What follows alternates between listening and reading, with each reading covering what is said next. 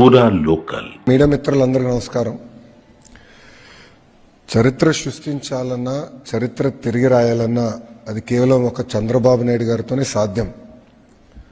2014 నుంచి 19 మధ్యలో మీరు ఒకసారి చూస్తే ఆనాటి India's largest FDI investment in automotive sector కియాని తీసుకొచ్చారు. ఇప్పుడు ఆ చరిత్ర మళ్ళీ తిరిగి రాస్తున్నాం. India single largest FDI investment in history, సుమారుగా $15 బిలియన్ వర్త్ గూగుల్ భారతదేశంలో పెట్టుబడి పెడుతుంది, ప్రత్యేకంగా ఆంధ్ర రాష్ట్రంలో పెట్టుబడి పెడుతుంది. ఇది Google's largest data centre out side of US, the largest data centre. ఇదేంటంటే అనేక దేశాలు కూడా వాళ్ళు ఇవాల్యుయేట్ చేశారు. మన దేశం పైన జీరో అయిన తర్వాత అనేక రాష్ట్రాలను ఇవాల్యుయేట్ చేసి ఆంధ్ర రాష్ట్రానికి వెళ్తేనే స్పీడ్ ఆఫ్ డూయింగ్ బిజినెస్ వల్ల మనం ఈ పెట్టుబడులు పెట్టగలుగుతాం, మనకి ఎలాంటి ఇబ్బందులు ఉన్నాయని వాళ్ళు గ్రహించి ఆంధ్ర రాష్ట్రానికి వాళ్ళు వస్తాం జరిగింది. ఇది కేవలం ఆంధ్ర రాష్ట్ర గెలుపు కాదు, భారతదేశం గెలిచింది. గతంలో ఎట్లయితే మైక్రోసాఫ్ట్ అనేది హైదరాబాద్ రూపురేఖలు మార్చిందో, అది ఈ గూగుల్ పెట్టుబడి విశాఖపట్నం రూపురేఖలు మార్చిపోబోతుంది.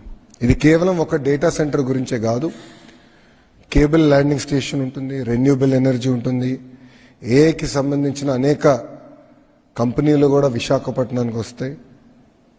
కొన్ని రిపోర్ట్స్ కూడా మనం చూస్తే 25 టైమ్స్ మల్టిప్లయర్ ఎఫెక్ట్ ఉంటుంది ఈ పెట్టుబడుల వల్ల, 25 టైమ్స్. అలాంటి ఎకనామిక్ యాక్టివిటీ ఒక విశాఖపట్నంలోనే గూగుల్ చేయబోతుంది. ఈ ఒక్క పెట్టుబడి వల్ల మా అంచనా సుమారుగా 1,88,000 మందికి డైరెక్ట్గా ఇండైరెక్ట్గా ఉద్యోగాలు కల్పించగలుగుతాం. లోకల్ ఎకానమీలో సుమారుగా 48,000 కోట్ల 5 సంవత్సరాల ఇంపాక్ట్ ఉంటుంది ఒక లోకల్ ఎకానమీ మీద.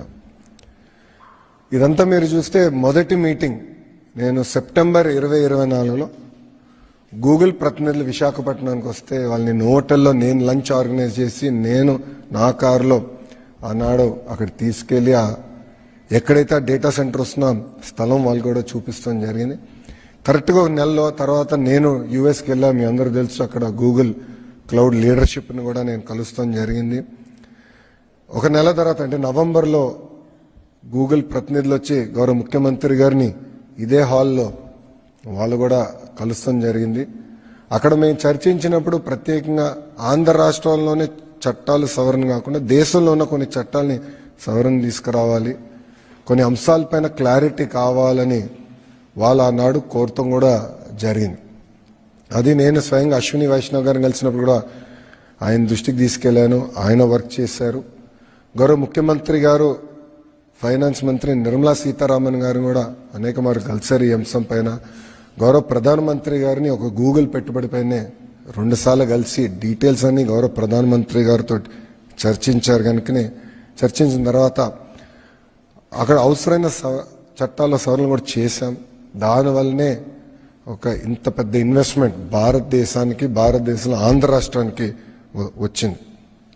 ఇంతేకాకుండా